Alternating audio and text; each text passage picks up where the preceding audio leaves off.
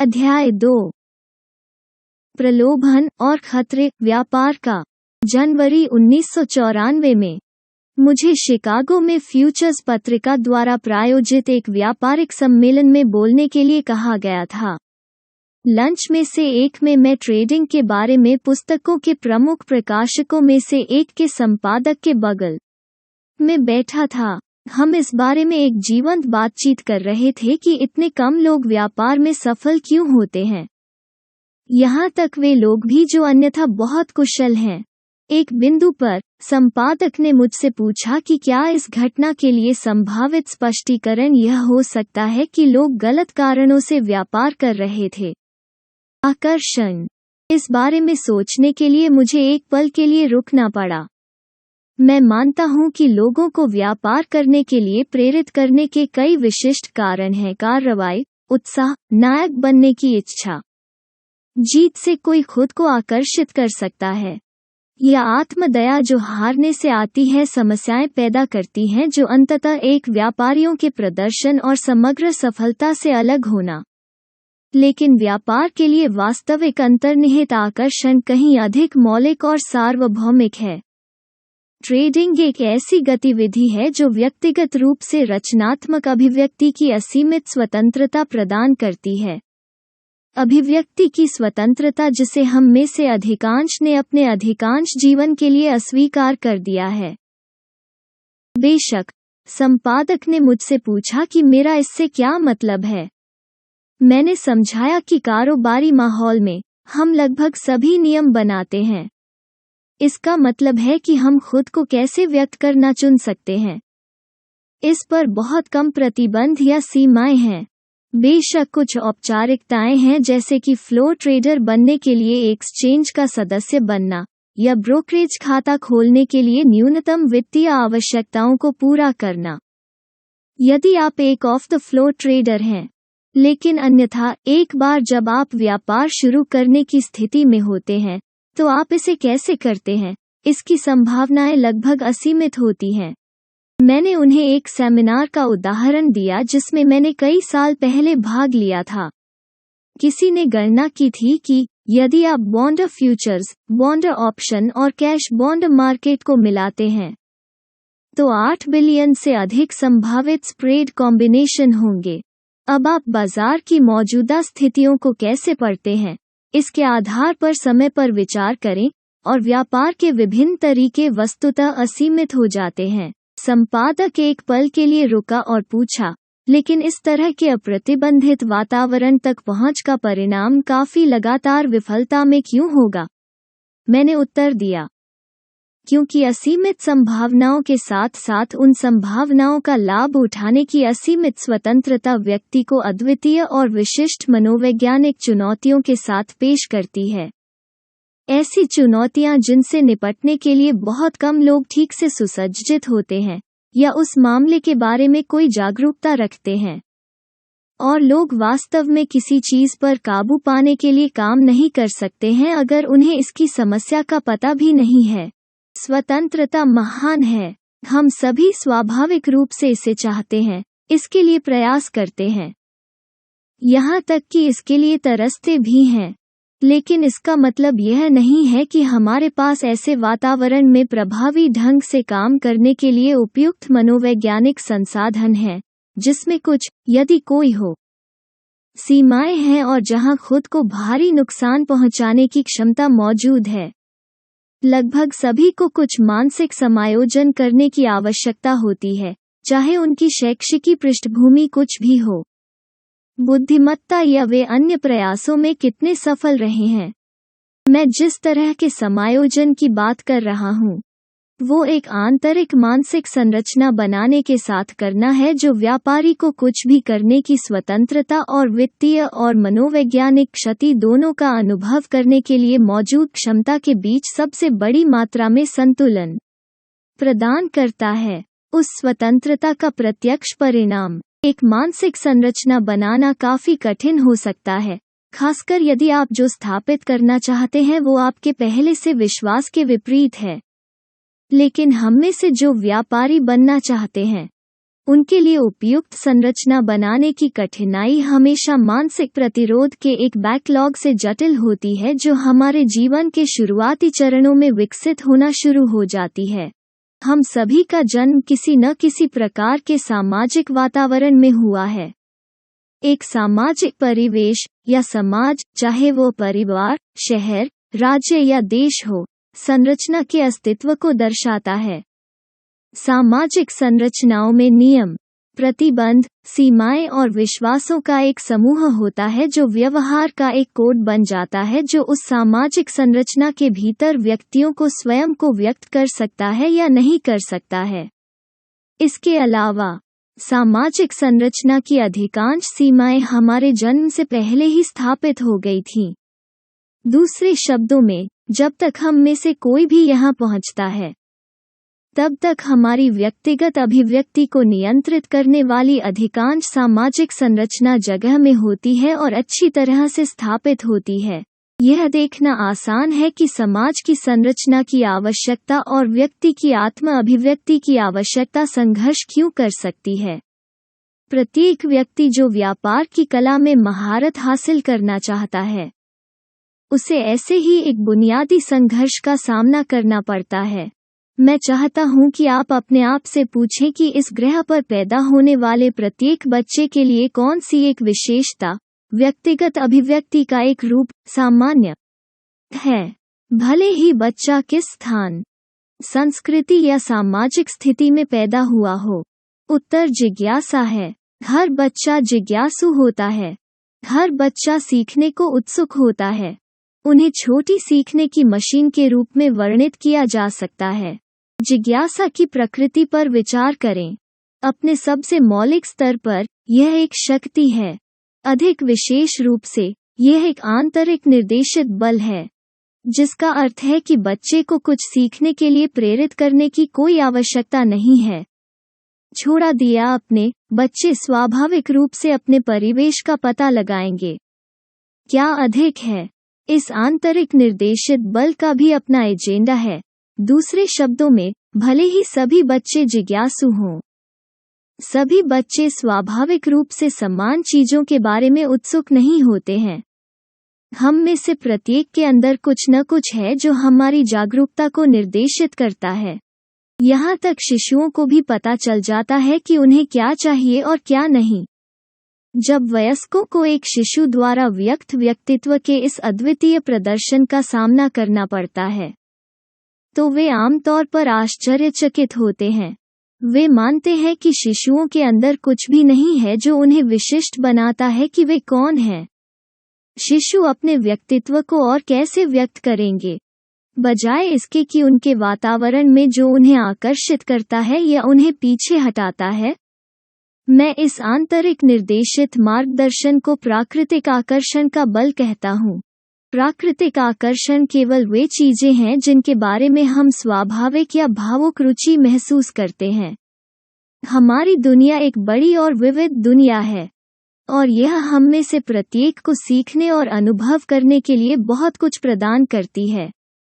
लेकिन इसका मतलब यह नहीं है कि हम में से प्रत्येक के बारे में सीखने या अनुभव करने में स्वाभाविक या भावुक रुचि है। कुछ आंतरिक तंत्र है जो हमें स्वाभाविक रूप से चयनात्मक बनाता है। यदि आप इसके बारे में सोचते हैं, तो मुझे यकीन है कि आप करने के लिए बहुत सी चीजें सूचीबद्ध कर सकते हैं, या हो सकते हैं कि आपको बिल्कुल दिलचस्पी नहीं है। मुझे पता है कि मैं कर सकता था। आप उन चीजों की एक और सूची भी बना सकते हैं जिनमें आप केवल मामूली रुचि रखते हैं। अंत में, आप उन सभी चीजों को सूचीबद्ध कर सकते हैं जिनमें आपकी रुचि है। बेशक, जैसे जैसे रुचि का स्तर बढ़ता है, सूचियां छोटी होती जाती हैं। भावुक रुचि कहाँ से आती है? मेरा व्यक्तिगत विचार है कि यह हमारे अस्तित्व के सबसे गहरे स्तर से आता है, हमारी वास्तविक पहचान के स्तर पर। यह हम में से उस हिस्से से आता है जो उन विशेषताओं और व्यक्तित्व लक्षणों से परे मौजूद है जो हम अपने सामाजिक पालन पोषण के परिणामस्वरूप प्राप्त करते हैं। खतरे यह हमारे अस्तित्व के सबसे गहरे स्तर पर है कि संघर्ष की संभावना मौजूद है। जिस सामाजिक संरचना में हम पैदा हुए हैं, वो इन आंतरिक निर्देशित जरूरतों और हितों के प्रति संवेदनशील हो भी सकती है और नहीं भी। उदाहरण के लिए, आप बेहद प्रतिस्पर्धी एथलीटों के परिवार में पैदा हुए होंगे, लेकिन शास्त्रीय संगीत या कला में एक भावुक रुचि महसूस करते हैं। आपके पास प्राकृतिक एथलेटिक क्षमता भी हो सकती है, लेकिन एथलेटिक स्पर्धाओं में भाग लेने में कोई वास्तविक रुचि नहीं है। क्या यहाँ संघर्ष की कोई संभावना है? एक सामान्य परिवार में अधिकांश सदस्य आप पर अपने भाइयों, बहनों या माता-पिता के नक्शे कदम पर चलने का बहुत दबाव डालते हैं। वे आपको अपने तरीके सिखाने के लिए और अपनी एथलेटिक क्षमता का अधिकतम लाभ उठाने के लिए हर संभव प्रयास करते हैं। वे आपको किसी भी अन्य हितों को गंभीरता से लेने से हतोत्साहित करते हैं। आप जो चाहते हैं उसके साथ चलते हैं, क्योंकि आप बहिष्कृत नहीं होना चाहते हैं, लेकिन साथ ही वे जो करना चाहते हैं वो करना सही नहीं लगता है। हालांकि आपने जो कुछ भी सीखा और सिखाया है वो पक्ष में तर्क देता है एथलीट बनने का। समस्या यह है कि यह महसूस नहीं होता कि आप कौन हैं। हमें जो होना चाहिए उसके बारे में हमें जो सिखाया जाता है, उसके परिणामस्वरूप होने वाले संघर्ष और हमारे अस्तित्व के सबसे गहरे स्तरों पर प्रतिध्वनित होने वाली भावना बिल्कुल भी असामान्य नहीं है। मैं कहूँगा कि बहुत से, यदि अधिकतर नहीं, लोग एक परिवार और सांस्कृतिक वातावरण में पले बड़े हैं जो उन अनूठे तरीकों को बहुत कम, यदि कोई हो, उद्देश्यपूर्ण, गैर निर्णयात्मक समर्थन देता है जिसमें हम खुद को व्यक्त करने के लिए मजबूर महसूस करते हैं। समर्थन की यह कमी केवल प्रोत्साहन की अनुपस्थिति नहीं है, यह उतना ही गहरा हो सकता है जितना हम अपने आप को अभिव्यक्त करने के किसी खास तरीके से पूरी तरह इनकार करना चाहते हैं। उदाहरण के लिए, आइए एक सामान्य स्थिति को देखें। एक बच्चा जो अपने जीवन में पहली बार कॉफी टेबल पर इस चीज को देखता है जिसे हम फूलदान कहते हैं, वो जिज्ञासु है, जिसका अर्थ है कि एक आंतरिक शक्ति है जो उसे इस वस्तु का अनुभव करने के लिए मजबूर कर रही है। एक अर्थ में यह ऐसा है जैसे यह शक्ति उसके मन में एक रिक्तता पैदा कर देती है जिसे उसकी रुचि के विषय से भरना होता है। तो वो फूलदान पर ध्यान केंद्रित करता है और जानबूझकर इरादे से रहने वाले कमरे के फर्श के विशाल विस्तार में कॉफी टेबल तक क्रॉल करता है। जब वो वहां पहुंचता है तो वो खुद को अपने पैरों पर खींचने के लिए मेज के किनारे तक पहुंच जाता है। अपना संतुलन बनाए रखने के लिए एक हाथ मेज पर मजबूती से रखते हुए उसका दूसरा हाथ उस चीज को छूने के लिए पहुंचता है जिसे उसने कभी अनुभव नहीं किया है। उसी क्षण वो पूरे कमरे से एक चीख सुनता है, नहीं, उसे मत छुओ। चौंका बच्चा अपने बट पर वापस गिर जाता है और रोने लगता है। जाहिर है, यह एक बहुत ही सामान्य घटना है और पूरी तरह से अपरिहार्य है। बच्चों को इस बात का बिल्कुल अंदाजा नहीं है कि वे खुद को कैसे घायल कर सकते हैं या फूलदान जैसी कोई चीज कितनी मूल्यवान हो सकती है। वास्तव में, यह सीखना कि क्या सुरक्षित है और क्या नहीं और चीजों का मूल्य महत्वपूर्ण सबक हैं जो बच्चे को अवश्य ही सीखने चाहिए। हालांकि, यहाँ काम पर कुछ अत्यंत महत्वपूर्ण मनोवैज्ञानिक गतिकी हैं जिनका जीवन में बाद में प्रभावी ढंग से व्यापार करने के लिए आवश्यक अनुशासन और ध्यान केंद्रित करने की हमारी क्षमता पर सीधा प्रभाव पड़ता है। क्या होता है जब हमें अपनी इच्छा के अनुसार खुद को व्यक्त करने के अवसर से वंचित कर दिया जाता है, या हमें खुद को इस तरह से व्यक्त करने के लिए मजबूर किया जाता है जो प्राकृतिक चयन प्रक्रिया के अनुरूप नहीं है? अनुभव परेशान करता है। अपसेट होने का अर्थ है असंतुलन, लेकिन वास्तव में संतुलन से बाहर क्या है? कुछ संतुलन से बाहर होने के लिए कुछ ऐसा होना चाहिए जो संतुलन में हो या पहले स्थान पर समान अनुपात में हो। यह कुछ ऐसा है जो हमारे आंतरिक मानसिक वातावरण और बाहरी वातावरण के बीच मौजूद पत्राचार की सापेक्ष डिग्री है जहां हम अपने जीवन का अनुभव करते हैं। दूसरे शब्दों में, हमारी ज़रूरतें और इच्छाएं हमारे मानसिक वातावरण में उत्पन्न होती हैं और वे बाहरी वातावरण में पूरी होती हैं। यदि ये दोनों वातावरण एक दूसरे के अनुरूप हैं, तो हम आंतरिक संतुलन की स्थिति में हैं और हमें संतुष्टि या खुशी की अनुभूति होती है। यदि ये वातावरण पत्राचार में नहीं है, तो हम असंतोष, क्रोध और निराशा का अनुभव करते हैं, या जिसे आमतौर पर भावनात्मक दर्द कहा जाता है। अब हम जो चाहते हैं वो क्यों नहीं मिल रहा है, या किसी विशेष तरीके से खुद को व्यक्त करने की स्वतंत्रता से वंचित होने से हमें भावनात्मक दर्द का अनुभव होता है। मेरा व्यक्तिगत सिद्धांत यह है कि ज़रूरतें और इच्छाएं मानसिक रिक्तियां पैदा करती हैं। जिस ब्रह्मांड में हम रहते हैं, उसमें एक शून्य को बर्दाश्त नहीं करने की स्वाभाविक प्रवृत्ति होती है, और जब भी कोई मौजूद होता है, तो वो उसे भरने के लिए आगे बढ़ता है। दार्शनिक स्पिनोजा ने सदियों पहले देखा था कि प्रकृति एक निर्वात से घृणा करती है। बोतल में से हवा चूसो और तुम्हारी जीभ और होंठ बोतल के मुंह से चिपक जाएंगे, क्योंकि तुमने एक असंतुलन, एक वैक्यूम पैदा कर दिया है जिसे अब भरना होगा। आवश्यकता सभी आविष्कारों की जननी है। अभिव्यक्ति के पीछे की गतिशीलता क्या है? यह मान्यता की आवश्यकता एक मानसिक शून्य पैदा करती है जिसे ब्रह्मांड प्रेरक विचारों से भर देगा, यदि आपका मन ग्रहणशील है।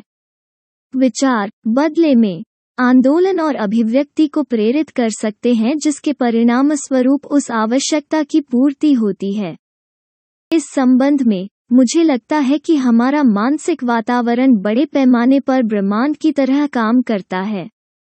एक बार जब हम किसी आवश्यकता या इच्छा को पहचान लेते हैं, तो हम बाहरी वातावरण में एक अनुभव के साथ शून्य को भरने के लिए आगे बढ़ते हैं। यदि हमें इस आवश्यकता या इच्छा की वस्तु का पीछा करने के अवसर से वंचित कर दिया जाता है, तो यह सचमुच ऐसा लगता है जैसे हम संपूर्ण नहीं हैं, या कि कुछ गायब है, जो हमें असंतुलन या भावनात्मक दर्द की स्थिति में डाल देता है। क्या हमारे मन भी एक शून्य से घृणा करते हैं? एक बार एक बना दिया गया है। एक बच्चे से एक खिलौना ले लो जो इसके साथ खेलना समाप्त नहीं कर रहा है, चाहे ऐसा करने के आपके कारण कितने भी अच्छे हों, और सार्वभौमिक प्रतिक्रिया भावनात्मक होगी दर्द। जब हम 18 वर्ष के होते हैं, तब तक हम पृथ्वी पर लगभग 6570 दिन हो चुके होते हैं। औसतन, सामान्य बच्चा प्रतिदिन कितनी बार इस तरह के बयान सुनता है? नहीं, नहीं, आप ऐसा नहीं कर सकते, आप इसे इस तरह नहीं कर सकते, आपको इसे इस तरह से करना होगा, अभी नहीं, मुझे इसके बारे में सोचने दो, मैं आपको बता दूंगा, यह नहीं किया जा सकता। आपको क्या लगता है कि आप यह कर सकते हैं? आपको यह करना होगा, आपके पास कोई विकल्प नहीं है। ये अपेक्षाकृत अच्छे तरीकों में से कुछ हैं जिनमें हम सभी को बड़े होने पर व्यक्तिगत अभिव्यक्ति से वंचित कर दिया जाता है। भले ही हम दिन में केवल 1 या 2 बार ऐसे बयान सुनते हों, फिर भी जब तक हम वयस्कता तक पहुंचते हैं, तब भी कई हजार इनकार हो जाते हैं। मैं इन अनुभवों की भूमि को सीखने के लिए अस्वीकार आवेगों कहता हूँ। वे आवेग जो आंतरिक आवश्यकता पर आधारित होते हैं, जो हमारी पहचान के गहरे हिस्से से उत्पन्न होते हैं, प्राकृतिक चयन प्रक्रिया से। इन सभी आवेगों का क्या होता है जिन्हें अस्वीकार कर दिया गया है और अधूरा छोड़ दिया गया है? क्या वे बस चले जाते हैं? वे कर सकते हैं, अगर वे किसी तरह से मेल खाते हैं। अगर हम कुछ करते हैं या कोई और कुछ करता है, तो हमारे मानसिक वातावरण को वापस संतुलन में लाने के लिए, क्या हमारे मानसिक वातावरण को वापस संतुलन में ला सकता है? कई तकनीकें हैं। सबसे स्वाभाविक, विशेष रूप से एक बच्चे के लिए, बस रोना है। इन अस्वीकृत, अधूरे आवेगों को समेटने के लिए रोना एक प्राकृतिक तंत्र, प्रकृति का तरीका है। वैज्ञानिक शोधकर्ताओं ने पाया है कि आंसू नकारात्मक रूप से आवेशित आयनों से बने होते हैं। यदि इसे अपना स्वाभाविक मार्ग लेने दिया जाए तो रोना हमारे मन में नकारात्मक आवेशित ऊर्जा को बाहर निकाल देगा और हमें वापस संतुलन की स्थिति में लाएगा, भले ही मूल आवेग कभी पूरा न हुआ हो। समस्या यह है कि अधिकांश समय घटनाओं को अपना स्वाभाविक पाठ्यक्रम लेने की अनुमति नहीं दी जाती है और अस्वीकृत आवेगों को कभी भी सुलझाया नहीं जाता है, कम से कम जब तक हम अभी भी बच्चे नहीं हैं। इसके कई कारण हैं। वयस्कों को यह पसंद नहीं है जब उनके बच्चे, विशेषकर लड़के, रोते हैं, और इस व्यवहार को हतोत्साहित करने के लिए वे सब कुछ करते हैं जो वे कर सकते हैं। ऐसे कई कारण हैं कि वयस्क बच्चों को यह समझाने की जहमत नहीं उठाएंगे कि उन्हें ऐसा कुछ करने के लिए क्यों मजबूर किया जा रहा है जो वे नहीं करना चाहते हैं। यहाँ तक कि अगर वयस्क कोशिश करते हैं तो इस बात का कोई आश्वासन नहीं है कि वे असंतुलन को समेटने के लिए पर्याप्त प्रभावी होंगे। क्या होगा यदि इन आवेगों को समेटा नहीं गया है? वे जमा होते हैं और आमतौर पर किसी भी संख्या में नशे की लत और बाध्यकारी व्यवहार पैटर्न में खुद को प्रकट करते हैं। अंगूठे का एक बहुत ही ढीला नियम है। हम जो कुछ भी मानते हैं कि हम बच्चों के रूप में वंचित थे, वयस्कता में आसानी से व्यसन बन सकते हैं। उदाहरण के लिए, बहुत से लोग ध्यान के आदी हैं। मैं उन लोगों की बात कर रहा हूं जो अपनी ओर ध्यान आकर्षित करने के लिए कुछ भी कर सकते हैं। इसका सबसे आम कारण यह है कि उनका मानना कि जब वे छोटे थे तब उन्हें पर्याप्त ध्यान नहीं मिला, या जब यह उनके लिए महत्वपूर्ण था तो उन्हें नहीं मिला। किसी भी मामले में अभाव अनसुलझी भावनात्मक ऊर्जा बन जाती है जो उन्हें उन तरीकों से व्यवहार करने के लिए मजबूर करती है जो व्यसन को संतुष्ट करेंगे। इन असंगत, अस्वीकृत आवेगों, जो हम सभी में मौजूद हैं, के बारे में समझने के लिए हमारे लिए यह महत्वपूर्ण है कि वे हमारे ध्यान केंद्रित रहने और हमारे व्यापार के लिए अनुशासित, सुसंगत दृष्टिकोण अपनाने की हमारी क्षमता को कैसे प्रभावित करते हैं। सुरक्षाकर्मी कारोबारी माहौल में प्रभावी ढंग से काम करने के लिए हमें अपने व्यवहार को निर्देशित करने के लिए नियमों और सीमाओं की आवश्यकता होती है। यह व्यापार का एक साधारण तथ्य है कि क्षमता खुद को भारी नुकसान करने के लिए मौजूद है, जो नुकसान हम सोच सकते हैं उसके अनुपात से बाहर हो सकता है। ऐसे कई प्रकार के व्यापार होते हैं जिनमें हानि का जोखिम असीमित होता है। खुद को नुकसान पहुंचाने की संभावना को रोकने के लिए हमें विशेष मानसिक अनुशासन और एक परिप्रेक्ष्य के रूप में एक आंतरिक संरचना बनाने की जरूरत है जो हमारे व्यवहार का मार्गदर्शन करती है ताकि हम हमेशा अपने सर्वोत्तम हित में कार्य कर सकें। यह संरचना हम में से प्रत्येक के भीतर मौजूद होनी चाहिए, क्योंकि समाज के विपरीत बाजार इसे प्रदान नहीं करता है। बाजार व्यवहार पैटर्न के रूप में संरचना प्रदान करते हैं जो इंगित करते हैं कि कब खरीदने या बेचने का अवसर मौजूद है, लेकिन यहीं पर संरचना समाप्त होती है, एक साधारण संकेत के साथ। अन्यथा प्रत्येक व्यक्ति के दृष्टिकोण से आपके व्यवहार को निर्देशित करने के लिए कोई औपचारिक नियम नहीं है, कोई शुरुआत, मध्य या अंत भी नहीं है, क्योंकि लगभग हर दूसरी गतिविधि में हम भाग लेते हैं। यह गहरा मनोवैज्ञानिक प्रभाव के साथ एक अत्यंत महत्वपूर्ण भेद है। बाजार एक धारा की तरह है जो निरंतर गति में है। यह शुरू नहीं होता है, रुकता नहीं है, या प्रतीक्षा नहीं करता है। बाजार बंद होने के बाद भी कीमतों में तेजी बनी हुई है। ऐसा कोई नियम नहीं है कि किसी भी दिन की शुरुआती कीमत एक दिन पहले बंद होने वाली कीमत के समान होनी चाहिए। समाज में हम जो कुछ भी करते हैं वो हमें ऐसे सीमा रहित वातावरण में प्रभावी ढंग से कार्य करने के लिए तैयार नहीं करता है। यहाँ तक जुए के खेल में भी अंतर्निहित संरचनाएं होती हैं जो उन्हें व्यापार से बहुत अलग बनाती हैं और बहुत कम खतरनाक होती हैं। उदाहरण के लिए, यदि हम लाठी खेलने का निर्णय लेते हैं तो सबसे पहले हमें यह तय करना होगा कि हम कितना दांव या जोखिम उठाने जा रहे हैं। यह एक ऐसा विकल्प है जिसे हम खेल के नियमों द्वारा बनाने के लिए मजबूर हैं। अगर हम चुनाव नहीं करते हैं तो हमें खेलने का मौका नहीं मिलता है। व्यापार में कोई भी स्वयं को छोड़कर आपको पहले से तय करने के लिए मजबूर नहीं करेगा कि आपका जोखिम क्या है। वास्तव में हमारे पास एक असीम वातावरण है जहां वस्तुतः कुछ भी किसी भी क्षण हो सकता है और केवल संगत विजेता ही व्यापार करने से पहले अपने जोखिम को परिभाषित करते हैं। बाकी सभी के लिए जोखिम को पहले से परिभाषित करना आपको इस वास्तविकता का सामना करने के लिए मजबूर करेगा कि प्रत्येक व्यापार का एक संभावित परिणाम होता है, जिसका अर्थ है कि यह हारने वाला हो सकता है। लगातार हारने वाले वास्तविकता को स्वीकार करने से बचने के लिए लगभग कुछ भी करते हैं, चाहे कोई व्यापार कितना भी अच्छा लगे। वो हार सकता है। बाहरी संरचना की उपस्थिति के बिना मजबूर करना सामान्य व्यापारी अन्यथा सोचने के लिए वो किसी भी प्रकार के औचित्य, युक्तिकरण और विकृत तर्क के लिए अति संवेदनशील है, जो उसे एक व्यापार में यह विश्वास करने की अनुमति देगा कि यह खो नहीं सकता है, जो जोखिम को पहले से अप्रासंगिक बना देता है। सभी जुए के खेल में शुरुआत, मध्य और अंत निर्दिष्ट होते हैं, जो खेल के परिणाम को निर्धारित करने वाली घटनाओं के क्रम पर आधारित होते हैं। एक बार जब आप तय कर लेते हैं कि आप भाग लेने जा रहे हैं, तो आप अपना विचार नहीं बदल सकते। आप इस अवधि के लिए हैं।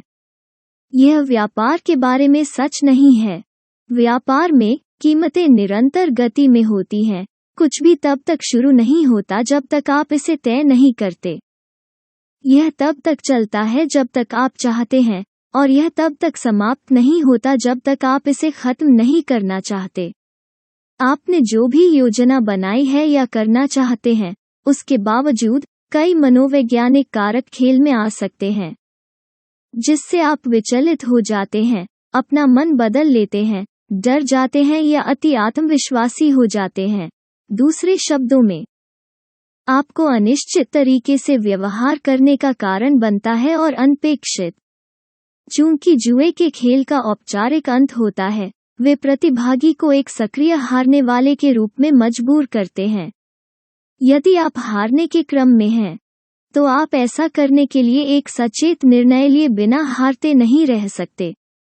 प्रत्येक गेम का अंत एक नए गेम की शुरुआत का कारण बनता है, और आपको अपने बटुए में पहुंचकर या कुछ चिप्स को टेबल के केंद्र में धकेलकर अपनी अधिक संपत्ति को सक्रिय रूप से जोखिम में डालना होगा।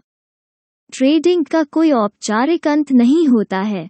बाजार आपको व्यापार से बाहर नहीं ले जाएगा जब तक आपके पास एक व्यापार को समाप्त करने के लिए उपयुक्त मानसिक संरचना नहीं है जो हमेशा आपके सर्वोत्तम हित में हो। तो आप एक निष्क्रिय हारे हुए व्यक्ति बन सकते हैं। इसका मतलब यह है कि एक बार जब आप हारने वाले व्यापार में होते हैं, तो आपको खोने के लिए कुछ भी करने की जरूरत नहीं होती है। आपको देखना भी नहीं है। आप बस स्थिति को नजरअंदाज कर सकते हैं और बाजार आपकी हर चीज ले लेगा, और भी बहुत कुछ। व्यापार के कई विरोधाभासों में से एक यह है कि यह एक ही समय में एक उपहार और एक अभिशाप प्रदान करता है। उपहार यह है कि शायद हमारे जीवन में पहली बार हम जो कुछ भी करते हैं उस पर हमारा पूरा नियंत्रण होता है। अभिशाप है कि हमारे व्यवहार का मार्गदर्शन या संरचना करने के लिए कोई बाहरी नियम या सीमाएं नहीं हैं। व्यापारिक वातावरण की असीमित विशेषताओं के लिए आवश्यक है कि हम कुछ हद तक संयम और आत्मनियंत्रण के साथ कार्य करें। कम से कम यदि हम लगातार सफलता के कुछ उपाय बनाना चाहते हैं। हमारे व्यवहार को निर्देशित करने के लिए हमें जिस संरचना की आवश्यकता है, वो आपके दिमाग में स्वतंत्र इच्छा के एक सचेत कार्य के रूप में उत्पन्न होनी चाहिए। यहीं से कई समस्याएं शुरू होती हैं। समस्या, नियम बनाने की इच्छा। मुझे अभी तक व्यापार में दिलचस्पी रखने वाले किसी व्यक्ति का सामना नहीं हुआ है जिसने नियमों का एक सेट बनाने की धारणा का विरोध नहीं किया है। प्रतिरोध हमेशा स्पष्ट नहीं होता है। इसके विपरीत यह आमतौर पर बहुत सूक्ष्म होता है। हम एक तरफ सहमत हैं कि नियम समझ में आते हैं, लेकिन वास्तव में जो कुछ भी सुझाया जा रहा है उसे करने का हमारा कोई इरादा नहीं है। यह प्रतिरोध तीव्र हो सकता है, और इसका एक तार्किक स्रोत है। हमारे दिमाग में अधिकांश संरचना हमें हमारे सामाजिक पालन पोषण के परिणामस्वरूप और अन्य लोगों द्वारा किए गए विकल्पों के आधार पर दी गई थी। दूसरे शब्दों में, यह हमारे दिमाग में तो बस गया था, लेकिन हमारे दिमाग में पैदा नहीं हुआ था। यह एक बहुत ही महत्वपूर्ण भेद है। संरचना को स्थापित करने की प्रक्रिया में हमारे अपने प्रत्यक्ष अनुभव के माध्यम से हमारे अस्तित्व की प्रकृति के बारे में स्थानांतरित करने, व्यक्त करने और सीखने के लिए हमारे कई प्राकृतिक आवेगों को अस्वीकार कर दिया गया था। इनमें से कई अस्वीकृत आवेगों का कभी मेल नहीं हुआ था और अभी भी हमारे अंदर निराशा, क्रोध, निराशा, अपराधबोध या घृणा के रूप में मौजूद हैं।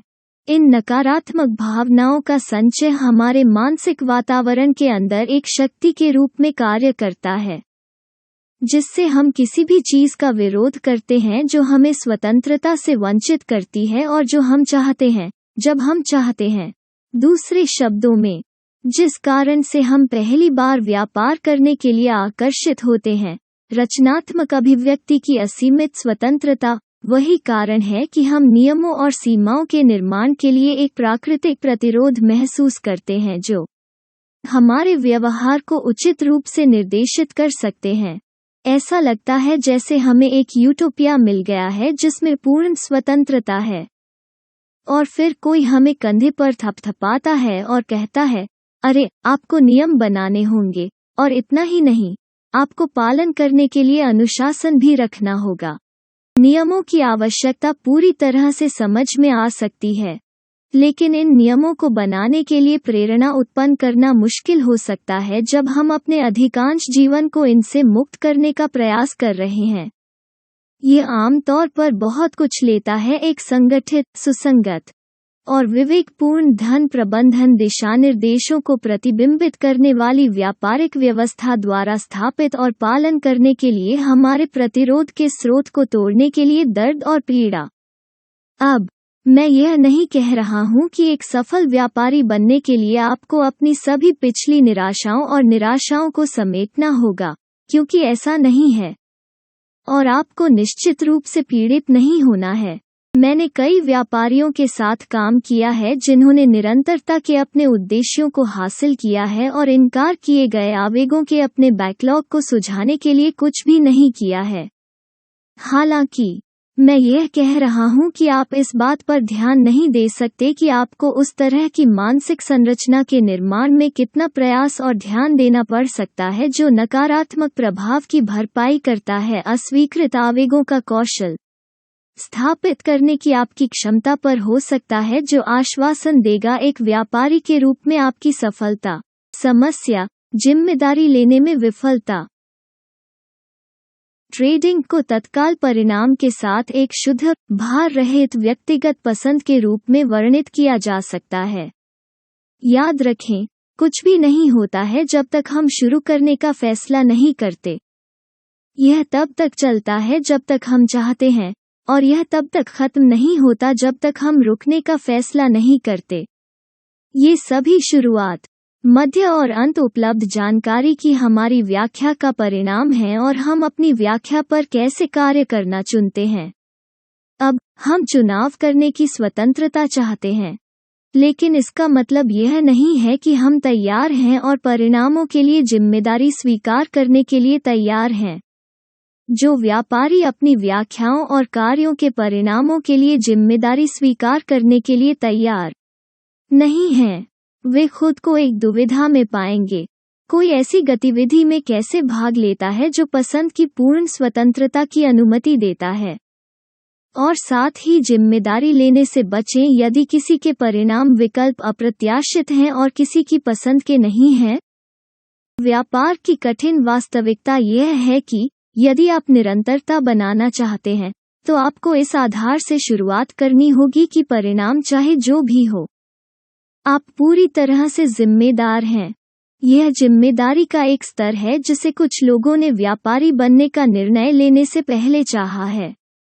जिम्मेदारी से बचने का तरीका एक व्यापारिक शैली को अपनाना है जो सभी उद्देश्यों और उद्देश्यों के लिए यादृच्छिक है।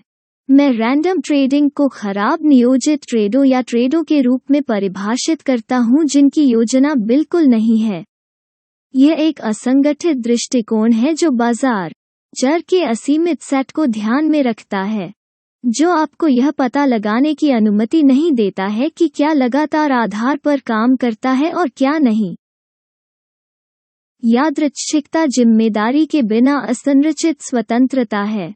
जब हम अच्छी तरह से परिभाषित योजनाओं के बिना और असीमित चर के साथ व्यापार करते हैं तो उन ट्रेडों के लिए क्रेडिट लेना बहुत आसान होता है जो हमारी पसंद के अनुसार होते हैं, क्योंकि कुछ विधि मौजूद थी। उसी समय उन ट्रेडों के लिए जिम्मेदारी लेने से बचना बहुत आसान है जो हमारे इच्छित तरीके से नहीं निकले, क्योंकि हमेशा कुछ चर होते हैं जिनके बारे में हम नहीं जानते थे और इसलिए पहले से ध्यान नहीं दे सकते थे। यदि बाजार का व्यवहार वास्तव में यादृच्छिक था तो निरंतरता बनाना असंभव नहीं तो मुश्किल होगा। यदि सुसंगत होना असंभव है तो हमें वास्तव में इसे लेने की आवश्यकता नहीं है। जिम्मेदारी इस तर्क के साथ समस्या यह है कि बाजारों का हमारा प्रत्यक्ष अनुभव हमें कुछ अलग बताता है। वही व्यवहार पैटर्न खुद को बार बार पेश करते हैं, भले ही प्रत्येक व्यक्तिगत पैटर्न का परिणाम यादृच्छिक होता है। पैटर्न की एक श्रृंखला का परिणाम सुसंगत, सांख्यिकीय रूप से विश्वसनीय होता है। यह एक विरोधाभास है, लेकिन एक जिसे आसानी से अनुशासित, संगठित और सुसंगत दृष्टिकोण से हल किया जाता है। मैंने अनगिनत व्यापारियों के साथ काम किया है जो अगले दिन के लिए बाजार विश्लेषण और व्यापार की योजना बनाने में घंटों खर्च करेंगे। फिर उन्होंने अपने द्वारा नियोजित ट्रेडों को लगाने के बजाय कुछ और किया। वे जो व्यापार करते थे वे आमतौर पर दोस्तों के विचार या दलालों के सुझाव होते थे। मुझे शायद आपको यह बताने की जरूरत नहीं है कि जिन ट्रेडों की उन्होंने मूल रूप से योजना बनाई थी लेकिन उन पर कार्रवाई नहीं की, वे आमतौर पर दिन के बड़े विजेता थे।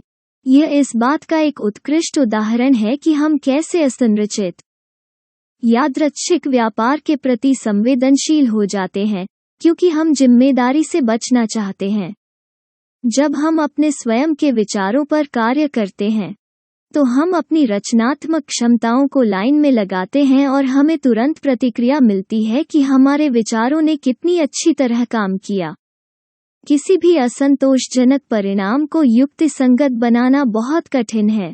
दूसरी ओर, जब हम एक अनियोजित यादृच्छिक व्यापार में प्रवेश करते हैं तो मित्र या दलाल को उनके बुरे विचारों के लिए दोष देकर जिम्मेदारी को स्थानांतरित करना बहुत आसान होता है। व्यापार की प्रकृति के बारे में कुछ और है जो यादृच्छिक रूप से व्यापार के पक्ष में संरचना बनाने के साथ आने वाली जिम्मेदारी से बचना आसान बनाता है। यह तथ्य है कि किसी भी व्यापार में विजेता बनने की क्षमता होती है, यहाँ तक एक बड़ा विजेता भी। वो बड़ा जीतने वाला व्यापार आपके रास्ते में आ सकता है, चाहे आप एक महान विश्लेषक हों या घटिया। आप जिम्मेदारी लेते हैं या नहीं। लगातार विजेता बनने के लिए आवश्यक अनुशासित दृष्टिकोण बनाने के लिए प्रयास करना पड़ता है। लेकिन जैसा कि आप देख सकते हैं, अनुशासनहीन यादृच्छिक दृष्टिकोण के साथ व्यापार के पक्ष में इस तरह के मानसिक कार्य से बचना बहुत आसान है। समस्या, यादृच्छिक पुरस्कारों की लत। बंदरों पर यादृच्छिक पुरस्कारों के मनोवैज्ञानिक प्रभावों पर कई अध्ययन किए गए हैं। उदाहरण के लिए, यदि आप एक बंदर को एक कार्य करना सिखाते हैं और हर बार कार्य पूरा होने पर उसे लगातार पुरस्कृत करते हैं, तो बंदर जल्दी से एक विशिष्ट परिणाम को प्रयासों के साथ जोड़ना सीख जाता है। यदि आप कार्य करने के लिए उसे पुरस्कृत करना बंद कर देते हैं, तो बहुत ही कम समय में बंदर उस कार्य को करना बंद कर देगा। यह कुछ ऐसा करने में अपनी ऊर्जा बर्बाद नहीं करेगा जिसे उसने अब सीखा है, जिसके लिए उसे पुरस्कृत नहीं किया जाएगा। हालांकि अगर आप एक सुसंगत शेड्यूल के बजाय पूरी तरह से यादृच्छिक शेड्यूल पर शुरुआत करते हैं, तो बंदर की इनाम से कट जाने की प्रतिक्रिया बहुत अलग होती है। जब आप इनाम देना बंद कर देते हैं, तो बंदर को यह पता नहीं चल पाता है कि उसे उस कार्य को करने के लिए फिर कभी पुरस्कृत नहीं किया जाएगा। हर बार इसे में पुरस्कृत किया गया था अतीत इनाम एक आश्चर्य के रूप में आया। नतीजतन बंदर के दृष्टिकोण से कार्य को छोड़ने का कोई कारण नहीं है। बंदर उस कार्य को करने के लिए पुरस्कृत किए बिना भी कार्य करता रहता है। कुछ अनिश्चित काल तक जारी रहेंगे। मुझे यकीन नहीं है कि हम यादृच्छिक पुरस्कारों के आदी होने के लिए अतिसंवेदनशील क्यों हैं। अगर मुझे अनुमान लगाना होता तो मैं कहूँगा कि इसका शायद उत्साह उत्प्रेरण रसायनों से कुछ लेना देना है जो हमारे दिमाग में तब निकलते हैं जब हम एक अप्रत्याशित सुखद आश्चर्य का अनुभव करते हैं। यदि कोई पुरस्कार यादृच्छिक होता है तो हम निश्चित रूप से कभी नहीं जानते कि हम इसे कब प्राप्त कर सकते हैं। इसलिए आश्चर्य की उस अद्भुत भावना को फिर से अनुभव करने की आशा में ऊर्जा और संसाधनों को खर्च करना मुश्किल नहीं है। वास्तव में कई लोगों के लिए यह बहुत व्यसनी हो सकता है। दूसरी ओर, जब हम किसी विशेष परिणाम की अपेक्षा करते हैं और ऐसा नहीं होता है, तो हम निराश होते हैं और बुरा महसूस करते हैं। यदि हम इसे फिर से करते हैं और वही निराशाजनक परिणाम प्राप्त करते हैं, तो यह संभावना नहीं है कि हम कुछ ऐसा करते रहेंगे जो हमें पता है कि इससे हमें भावनात्मक दर्द होगा। किसी भी व्यसन के साथ समस्या यह है कि यह हमें विकल्पहीनता की स्थिति में छोड़ देता है। जिस हद तक व्यसन हमारे मन की स्थिति पर हावी हो जाता है, उसी हद तक हमारा ध्यान और प्रयास उस व्यसन के उद्देश्य को पूरा करने के लिए तैयार किया जाएगा। अन्य संभावनाएं जो किसी भी क्षण में अन्य ज़रूरतों को पूरा करने के लिए मौजूद होती हैं, जैसे खुद पर भरोसा करने की आवश्यकता और हमारी बहुत सी संपत्तियों को जोखिम में नहीं डालना, को या तो नज़रअंदाज कर दिया जाता है या खारिज कर दिया जाता है। हम व्यसन को संतुष्ट करने के अलावा किसी अन्य तरीके से कार्य करने में शक्तिहीन महसूस करते हैं। यादृच्छिक पुरस्कारों की लत व्यापारियों के लिए विशेष रूप से परेशानी होती है, क्योंकि यह स्थिरता पैदा करने वाली मानसिक संरचना बनाने के प्रतिरोध का एक और स्रोत है। समस्या बाहरी बनाम आंतरिक नियंत्रण। हमारे पालन पोषण ने हमें एक सामाजिक वातावरण में कार्य करने के लिए प्रोग्राम किया है, जिसका अर्थ है कि हमने अपनी ज़रूरतों, चाहतों और इच्छाओं को पूरा करने के लिए कुछ सोच रणनीतियां हासिल की हैं जो सामाजिक संपर्क के लिए तैयार हैं। हमने न केवल उन ज़रूरतों, चाहतों और इच्छाओं को पूरा करने के लिए एक दूसरे पर निर्भर रहना सीखा है, जिन्हें हम अपने दम पर पूरी तरह से पूरा नहीं कर सकते हैं, बल्कि इस प्रक्रिया में हमने यह सुनिश्चित करने के लिए कई सामाजिक आधारित नियंत्रण और हेरफेर तकनीकें हासिल कर ली हैं कि दूसरे लोग एक तरह से व्यवहार करते हैं जिस तरह से हम चाहते हैं उसके अनुरूप है। बाजार एक सामाजिक प्रयास की तरह लग सकता है क्योंकि इसमें बहुत सारे लोग शामिल हैं, लेकिन ऐसा नहीं है। अगर आज के आधुनिक समाज में हमने बुनियादी ज़रूरतों को पूरा करने के लिए एक दूसरे पर निर्भर रहना सीख लिया है, तो बाजार का माहौल, भले ही यह आधुनिक समाज के बीच में मौजूद है, को एक मनोवैज्ञानिक जंगल के रूप में वर्णित किया जा सकता है, जहां यह वास्तव में हर पुरुष या महिला अपने लिए है। न केवल हम अपने लिए कुछ भी करने के लिए बाजार पर निर्भर नहीं रह सकते हैं, बल्कि बाजार में जो कुछ भी करता है उसमें हेरफेर करना या नियंत्रित करना असंभव नहीं तो बेहद मुश्किल है। अब अगर हम अपने पर्यावरण को नियंत्रित और हेरफेर करना सीखकर अपनी ज़रूरतों, चाहतों और इच्छाओं को पूरा करने में प्रभावी हो गए हैं, लेकिन अचानक खुद को व्यापारियों के रूप में ऐसे माहौल में पाते हैं जो किसी भी चीज को नहीं जानता, परवाह नहीं करता है या प्रतिक्रिया नहीं देता है हमारे लिए महत्वपूर्ण, वो हमें कहाँ छोड़ता है? आप सही कह रहे हैं यदि आपने बिना पैडल के लौकिक क्रीक कहा है। कई सफल लोगों के व्यापार में बुरी तरह विफल होने का एक प्रमुख कारण यह है कि उनकी सफलता आंशिक रूप से सामाजिक वातावरण में हेरफेर करने और नियंत्रित करने की उनकी बेहतर क्षमता के कारण है, जो वे चाहते हैं उस पर प्रतिक्रिया करने के लिए। कुछ हद तक हम सभी ने बाहरी वातावरण को अपने मानसिक आंतरिक वातावरण के अनुरूप बनाने के लिए तकनीक सीखी या विकसित की है। समस्या यह है कि इनमें से कोई भी तकनीक बाजार के साथ काम नहीं करती है। बाजार नियंत्रण और हेरफेर का जवाब नहीं देता जब तक कि आप बहुत बड़े व्यापारी न हों। हालांकि हम बाजार की जानकारी के साथ साथ अपने स्वयं के व्यवहार की अपनी धारणा और व्याख्या को नियंत्रित कर सकते हैं, अपने परिवेश को नियंत्रित करने के बजाय, ताकि वे हमारे विचार के अनुरूप हों कि चीजें कैसी होनी चाहिए। हम खुद को नियंत्रित करना सीख सकते हैं, तब हम सूचना को यथासंभव वस्तुनिष्ठ दृष्टिकोण से देख सकते हैं और अपने मानसिक वातावरण की संरचना कर सकते हैं ताकि हम हमेशा इस तरह से व्यवहार करें जो हमारे अपने सर्वोत्तम हित में हो। अध्याय 2 का अंत।